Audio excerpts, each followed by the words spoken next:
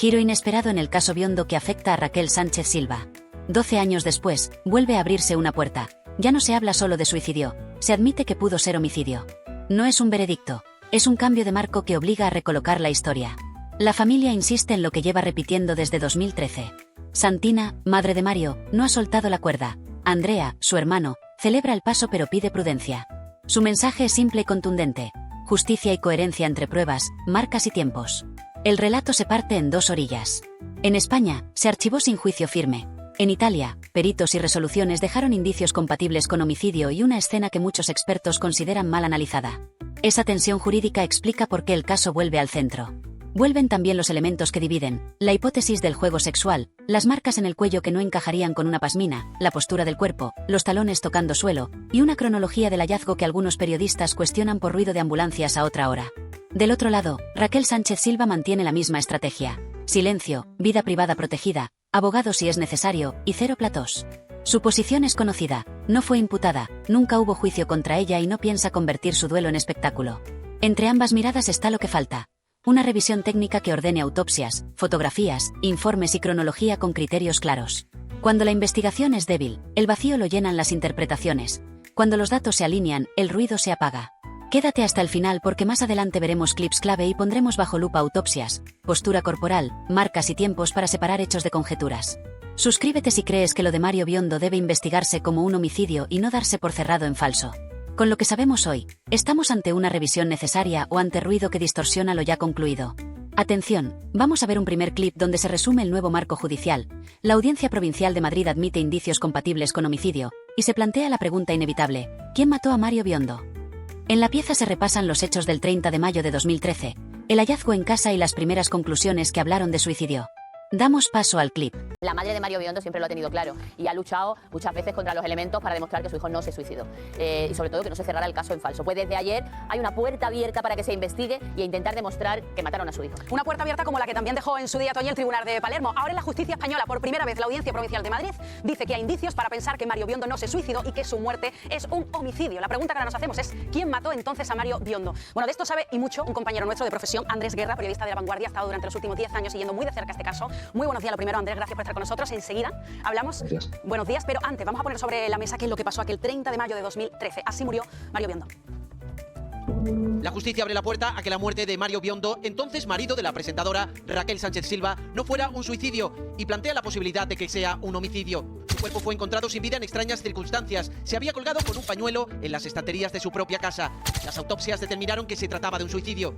Mario Biondo era operador de cámara, estaba casado con la presentadora Raquel Sánchez Silva, quien siempre ha estado en el punto de mira en este caso. La propia familia del fallecido siempre ha apuntado a una posible implicación de la periodista. Ahora que se Por favor, por favor. No, por favor, no.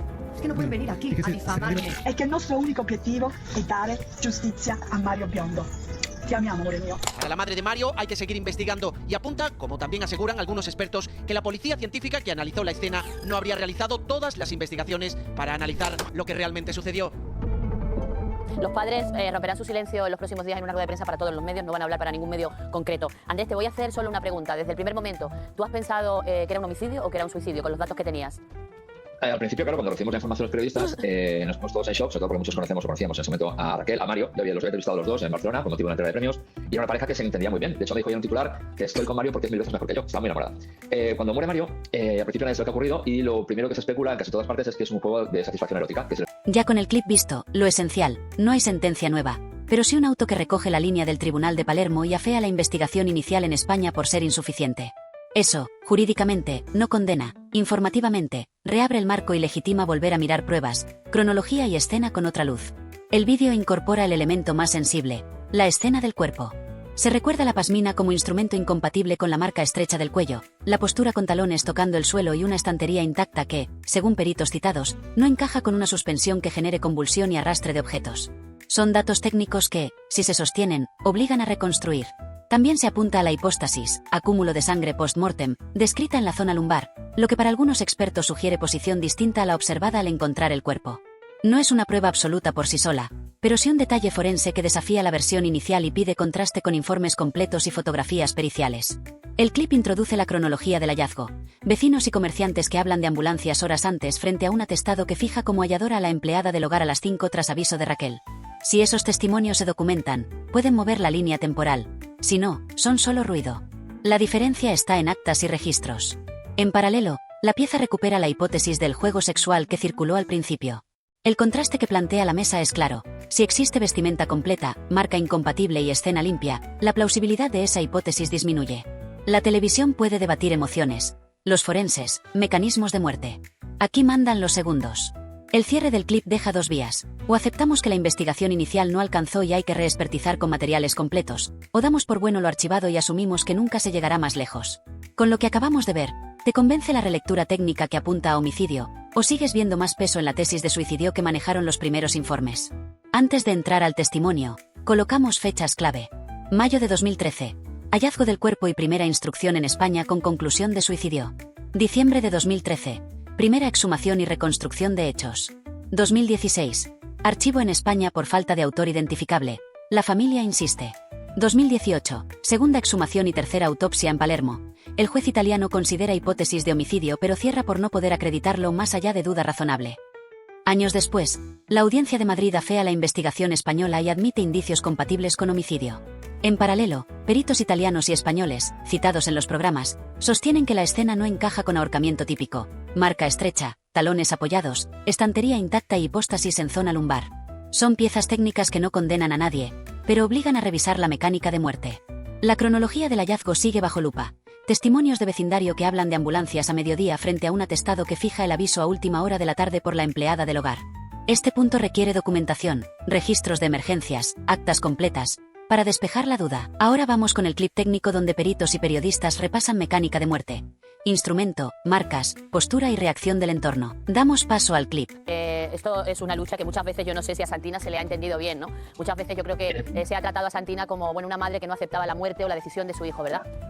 Si no como una lunática, sino como una madre que ha perdido el norte por el propio dolor y la ira de ver que no se hacía justicia con su hijo. Sin embargo, yo he visto en esta mujer un tesón que es digno del mejor detective. Se vinieron a España los dos, ella y su marido, estuvieron investigando. Santina se ha dedicado a analizar fotos de agencias del día en que acude la viuda, acompañada de su representante, acompañada de amigos, al domicilio de la calle Magdalena. Ha analizado la luz, cómo incidía la luz en el capó de los coches, las ambulancias, si esa luz era la luz de un día de 30 de mayo, porque fue de madrugada. Han analizado todo paso por paso y merced a machacar y machacar, se han gastado todo el dinero que tenían, se han arruinado, han hecho una acusación pública en Italia por si pueden ayudarle a sufragar gastos de abogados, de peritos. Pero vamos a lo que interesa. 4 peritos independientes, todos reputadísimos, de profesores de universidad y expertos en diferentes asuntos relacionados con la técnica forense, y terminaron los 4 en Italia y 2 en España, 2 ex policías, que solamente podía ser explicable la muerte de Mario por un homicidio. Era imposible que alguien se ahorcase de esa manera. Yo mismo que he visto las fotos de la autopsia, esto hace un montón de años, vosotros mismos, si veis, circulan por internet la foto de cómo Mario estaba colgado de la estantería, veis que eso no es posible. Primero porque no está colgado literalmente, está con la barbilla semiflexionada, apoyada en la pasmina ni siquiera está anudada al cuello, sino que está como anudada a la estantería y él reposa. Y 2, los talones tocan el suelo. Y tú quien se ahorca tocando con los talones en el suelo.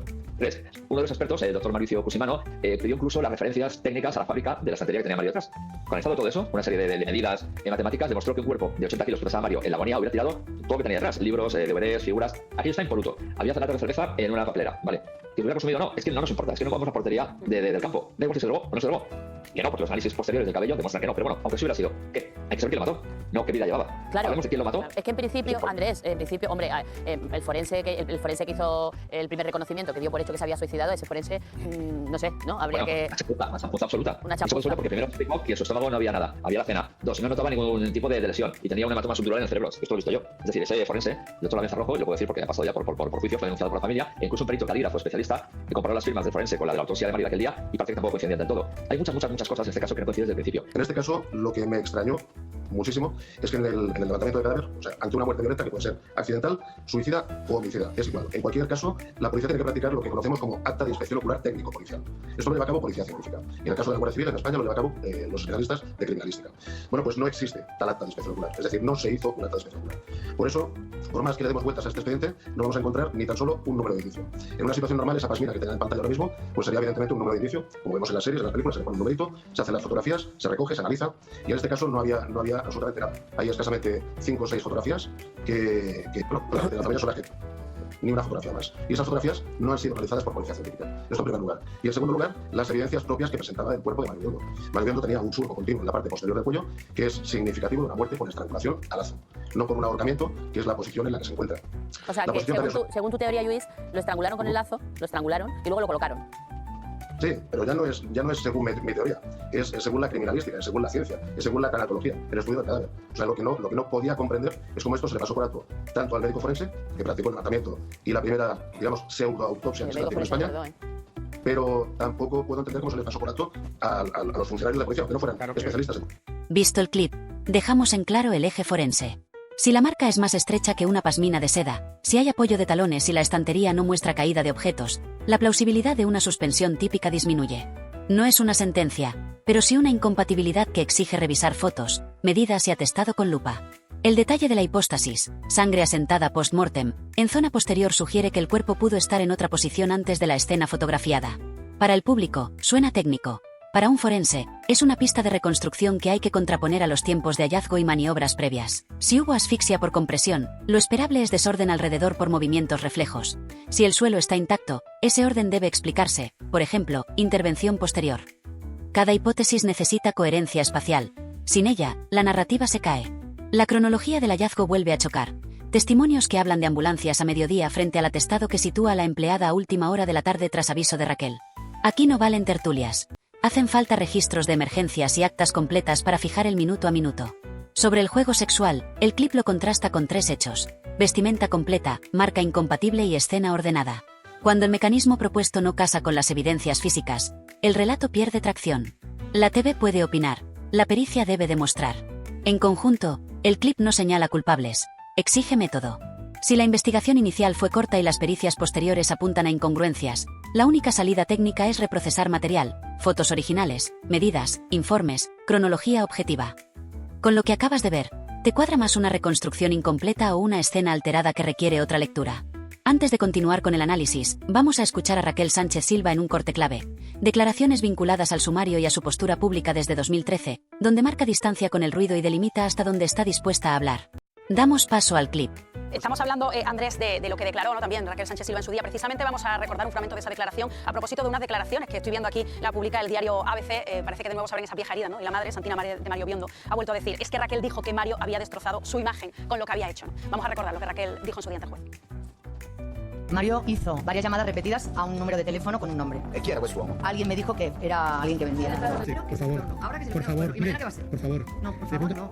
Es que no pueden venir aquí a difamarme. ¿Pero qué tiene que ver? Sí, bueno. ¿Qué tiene que ver esto con lo que pasó? O sea, ¿por qué te Por favor, mire, por favor. No, yo sé, por favor, se lo suplico. Entonces, mire, que me ayude. ¿me permite un momento? Tengo que hablar de mi vida Sí, privada yo, con estos señores. su marido pensó en un momento determinado que usted había tenido una relación sentimental con un tercero. Y tuvieron discusiones por esa razón, puedo le preguntar.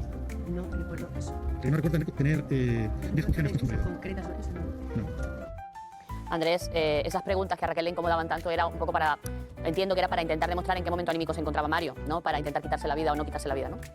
Sí, no sé, bueno, yo qué sé, si mi mujer aparece muerta ahorcada de una estantería, a lo mejor no diría que consumía drogas, ¿no? Yo creo que yo no contribuiría a manchar su imagen. Sí que es cierto que la carta que le envía el abogado de Raquel a los Biondo, que me la mereció llegar, habla de aquello que se repite, una lista de objetos para vender y sufragar o compartir los gastos del entierro de Mario. Y hay otra en la que también se dice que, bueno, que en lo posible dejen de molestar porque la imagen de su representada pues sea afectada por ese tipo de lucha de peleas y de especulaciones. Eso sí que es cierto. Tras el clip, 2 ideas destacan: el tono contenido y los límites nítidos. Raquel responde lo imprescindible, evita hipótesis y recuerda que no le corresponde a ella dirimir cuestiones forenses. Esa estrategia protege su imagen a corto plazo, pero deja interrogantes que otros rellenan con su propio relato. En lo jurídico conviene precisar, en España se archivó sin juicio y con críticas posteriores a la investigación inicial. En Italia, un juez dejó por escrito la hipótesis de homicidio pero cerró el procedimiento por no poder acreditarlo más allá de duda razonable. Ahora, la Audiencia de Madrid reconoce indicios compatibles con homicidio y afea la instrucción primigenia. Nada de esto convierte a Raquel en investigada, no lo es. El silencio estratégico tiene cara y cruz. A favor, menos exposición y menos errores. En contra, la percepción queda en manos de autos, peritos y tertulias. En un caso tan técnico, la ausencia de palabra propia permite que el encuadre lo marquen otros.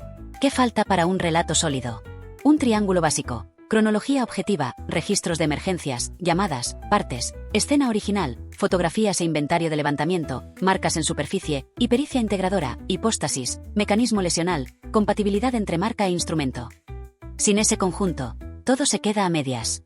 Escenarios abiertos. Si la familia impulsa la vía del Constitucional con material nuevo, podría lograrse una revisión limitada. Si no, la puerta judicial seguirá entreabierta. Del otro lado, es previsible que Raquel mantenga el perfil bajo que acabamos de ver, sin sumarse al circuito de platós. Con el contorno de su postura definido, el caso vuelve a donde debe resolverse: datos, tiempos y mecánica. Ahí es donde de verdad se inclina la balanza.